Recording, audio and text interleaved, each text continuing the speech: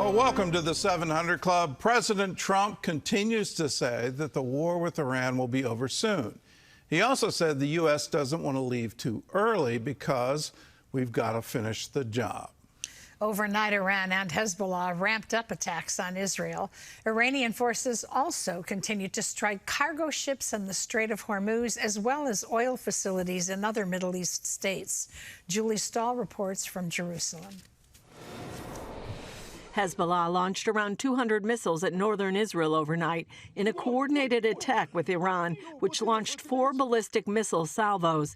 The attacks continued on Thursday morning, sending Israelis to bomb shelters as shrapnel fell on Jerusalem. So here we are at the bomb shelter again this morning. You can hear there's quite a few people in here. As we were coming down the steps, we heard the booms of the interceptions, a couple of children here running around. And it's a very, very stark reality. The IDF said it knew the attack was coming hours in advance. The attempt to expand the shooting to many areas in the country is a direct response to the extensive and deep damage and pressure we are exerting on them. And this pressure is increasing day by day. Overnight, Israel launched a wave of strikes targeting Hezbollah terror infrastructure, dismantling dozens of launchers and eliminating Hezbollah operatives. It also targeted 10 structures in Hezbollah's stronghold in Beirut, including the intelligence headquarters and command centers. On the ground in southern Lebanon, Israeli troops located and dismantled rocket launchers and weapons storage facilities. We are targeting the head of the octopus in Iran. Its arms in Lebanon are hurting, and now it's doing everything it can to assist its sponsor in Iran. Therefore, by targeting it in Lebanon, we are also weakening it by targeting Iran. The Lebanese government declared it's opposed to Hezbollah attacking Israel, but its army has not moved to stop it. U.S. forces continue striking Iranian planes, boats, and trucks. President Trump says the U.S. is making great progress and the war will be over soon. And we have very good news on the war front. Namely, they are absolutely being destroyed. Iran is being absolutely decimated. That's all I can say. He also said the U.S. doesn't want to leave too early, stating, "We've got to finish the job." Meanwhile, Iran continues to target other Middle East countries, with a drone hitting a tower in Dubai, a strike triggering a huge fire at a facility in Bahrain, and several attacks against commercial ships around the Strait of Hormuz. The International Energy Agency is releasing 400 million barrels of oil from its emergency reserves, the largest in its 69-year history, about a quarter of the global seaborne oil trade, as well as liquefied natural gas and fertilizers pass through the Strait of Hormuz.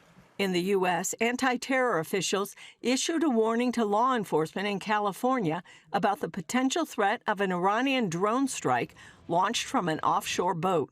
The alert is based on information that Iran has considered such a strike, but there is no confirmed or imminent threat. Julie Stahl, CBN News, Jerusalem. Well, CBN senior White House correspondent Kelly Wright joins us now. So, Kelly, President Trump is calling the war an excursion, and that excursion will end soon. And last night he said, we've won, but we'll stay and finish the job. So we're getting, I think, conflicting messages. He's talking about victory, and then he's talking about we still need to fight because there are goals that we still haven't achieved. Look, Gordon, good morning to you, first of all. Far be it from me to put into President Trump's mouth the words that he should be speaking. But clearly, the messaging that he's been given has been somewhat distracting to many American people who are actually hoping that he will give a clearly stated message about where we are in this war. One thing that I can tell you is that the White House knows, and the Secretary of Defense or Secretary of War, Pete Hegseth, knows that we are up against a really formidable force that we have weakened and we have all but surely decimated, but there is still much work to be done on the battlefield. So in terms of what the president is saying, yeah, he's saying that we won based on his initial intelligence estimates and reports that he's receiving from his cabinet members, particularly in the Secretary of War and his generals. But he's getting ahead of his skis when he starts doing Trumpism and Trump speak. And what he really needs to do, and some of his handlers are saying, Mr. President, let's be clear. Let's be clearly intentional about what we say, because there's still so much to be done. And indicative of that is the fact that Energy Secretary Chris Wright spoke this morning on another network, and he talked about the fact that we have some short-term pain in order to have a long-term gain, and that this war will be over in a matter of weeks. So even he's saying that we haven't won yet. We still have things to do. We are winning. That would have been the better statement to state. Well, I'm with you on not putting words into his mouth, but I will quote the Bible to him. The trumpet shouldn't blow an uncertain sound. If you do, you confuse everyone. We need to be very certain about what we're doing and what the goals are. Let's talk about I guess the public perception of the war and making the case for the war. It seems like there were different messages being made at the outbreak and still being made.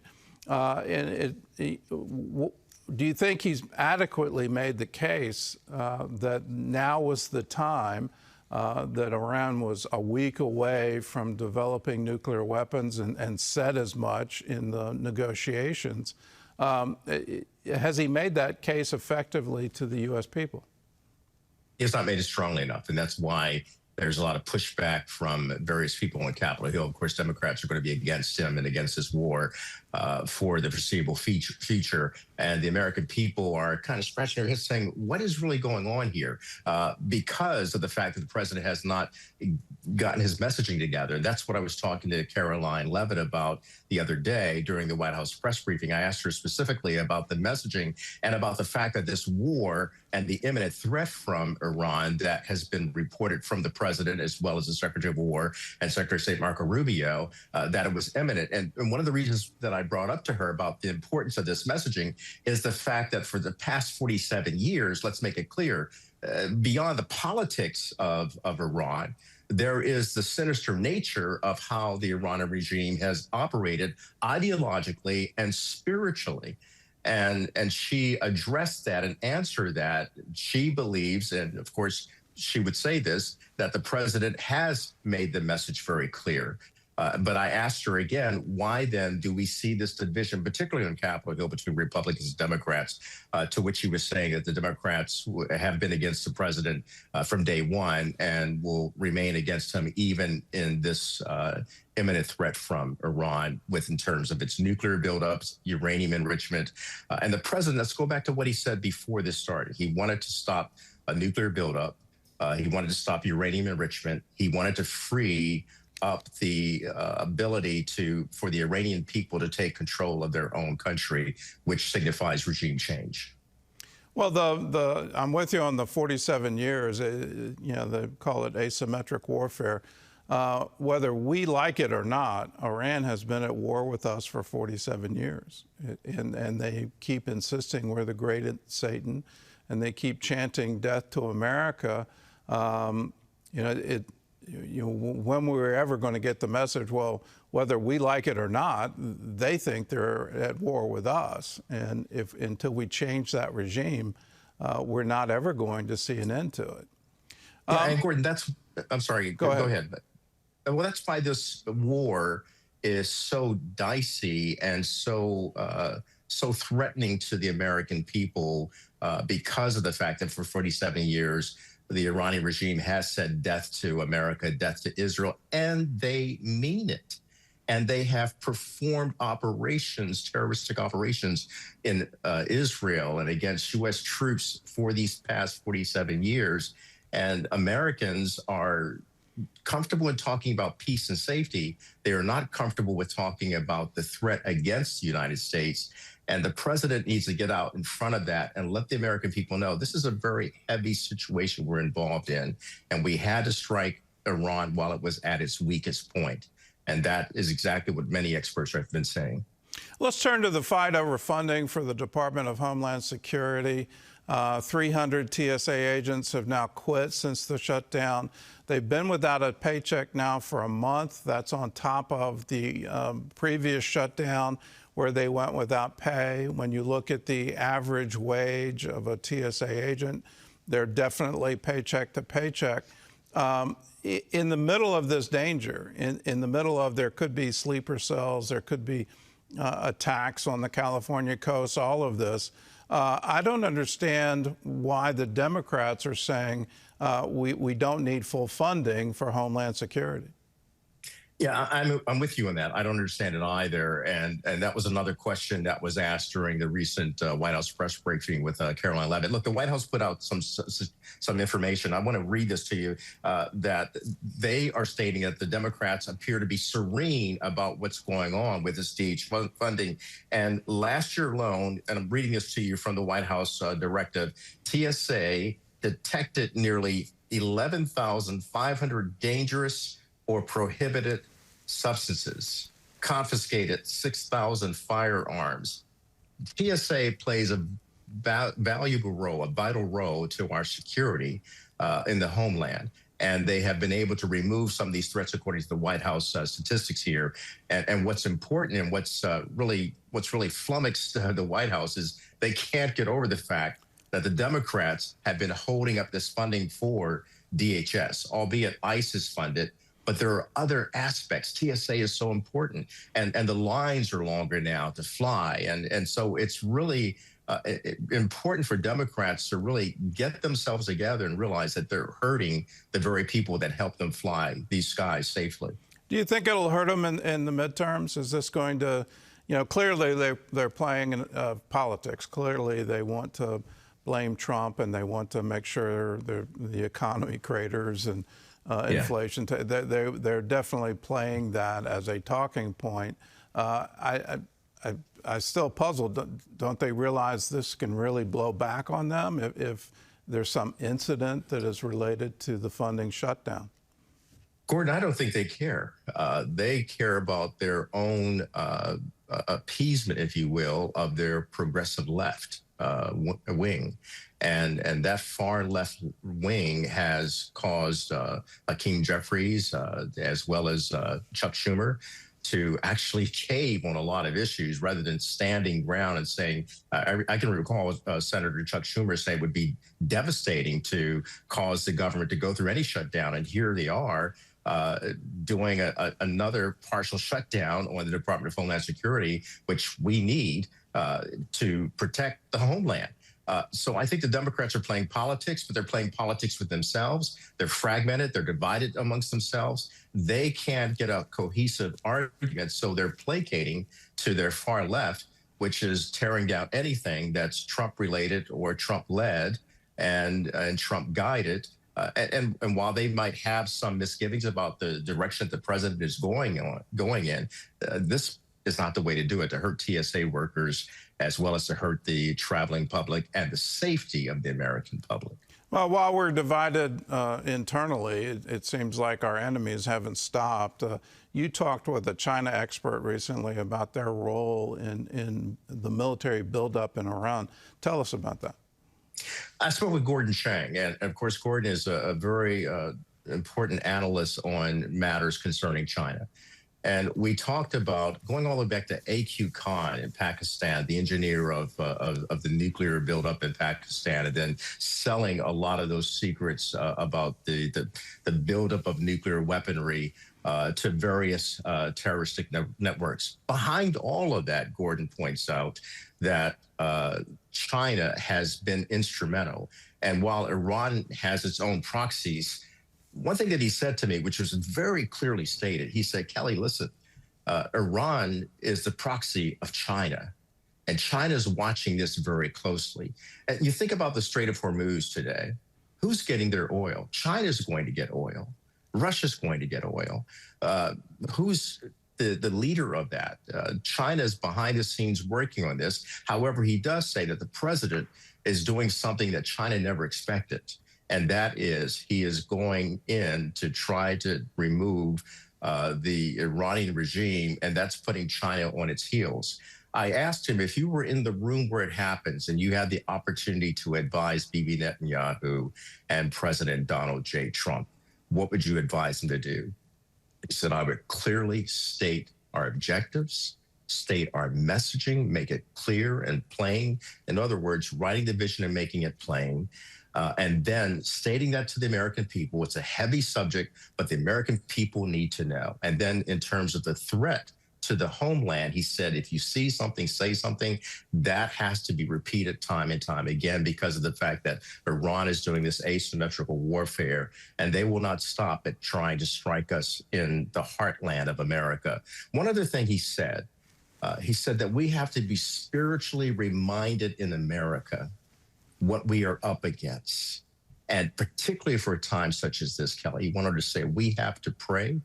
We have to open up our Bibles beyond Sunday morning and read our Bibles daily to understand that we're up against sinister forces that are malevolent and really have in their ambition to bring death to Israel and death to America. And he's concerned about the remaining period of the 2020s. He said, if we get to 2030, I'll breathe a little easier. But right now, we are in a very dangerous time, a perilous time, and the American people need to be told fully what is at stake.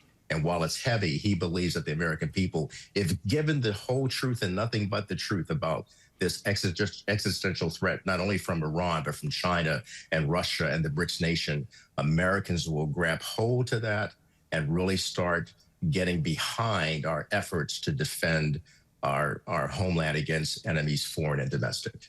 Kelly, well said. It's definitely a time for Christians who know how to pray to put that into practice. We need to pray for our leaders. We need to pray in this struggle. And we need to realize we don't wrestle against flesh and blood. These are principalities and powers who definitely want to stop any kind of plan for Israel, any kind of plan for the United States. And it's definitely a time to pray. Thank you for being with us, and thanks for the insight. Thank you, my friend.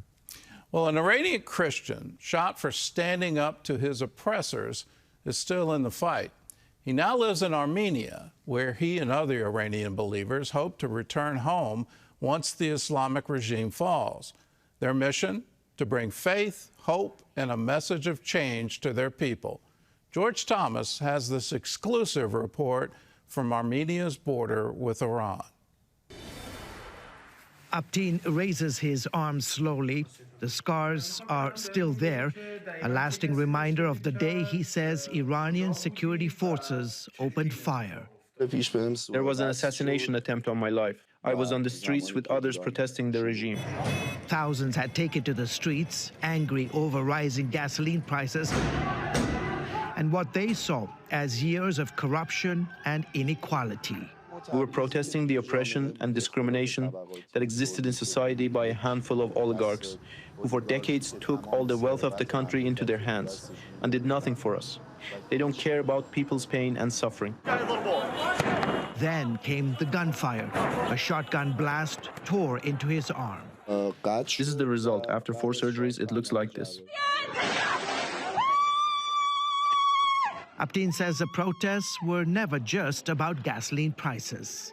We are fighting for freedom, for a normal life, for prosperity, for security, the most obvious things that every human being needs in life. Eventually, he fled to Armenia and found a small Iranian church. I was in a bad mental state when I came to Armenia, and the only place that could give me that peace during this time was this church. The pastor here says the church is more than worship, it's a place of preparation. The people of Iran need salvation even more than they need civil liberties and freedoms in our country. They need the salvation that comes through knowing Jesus Christ. The freedoms and comforts of this world are temporary and limited, but He is eternal. Many Iranian believers here hope political change will one day let them return home. By preparing these people, both those here in the Bible school and those we have in Iran in the house churches, so that when the day comes that Iran is liberated, they can return and preach the gospel. In Yerevan, Iranian Christians recently honored 7 U.S. soldiers killed in Operation Epic Fury and prayed for those injured in the war. They died for freedom, and we really appreciate about them. Some thanked Americans and Israelis for standing against Iran's ruling system and expressed hope for future freedom. We hope that it gives us a chance to fight back and take back our country after 47 horrible years. Beyond the refugee community, Armenians are also preparing to support that vision. For several years now, Armenian Christians have moved to this very strategic part of their country. Why? Because this is the fence that divides the nation of Iran, which is to my left, and Armenia. And they believe that this is the moment they've been praying for such a long time, that the Lord Jesus Christ and his Spirit will continue to move across the nation of Iran. God has a special love for Iranians. Dr. Jacob Persley mentors Armenian Christians serving along the border. We've been raising up a church in the region that's a missional church. Instead of going to Iran just to shop for goods, that they go there and bring the love of Jesus. Make relationships with people in Iran, and as Armenians, they're accepted there, and they have a huge open. So this is something an American could not do. For Upteen, the mission is personal. He hopes to return home, not as a protester, but as a messenger of faith. I am glad this happened to me because I believe it was worth it. It was part of the struggle for my people and for their freedom, and nothing could be more important than that. George Thomas, CBN News at the Armenian-Iranian border.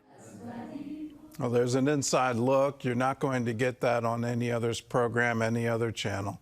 But we want to show you what's really happening on the ground in Iran, in Armenia, how Christians are preparing for that day. And they're doing more than just preparing. We're actively preaching the gospel in Iran through satellite television, through the internet, through a wonderful Farsi language prayer center where people can call and then we call them back. We do it securely so that they can't be traced.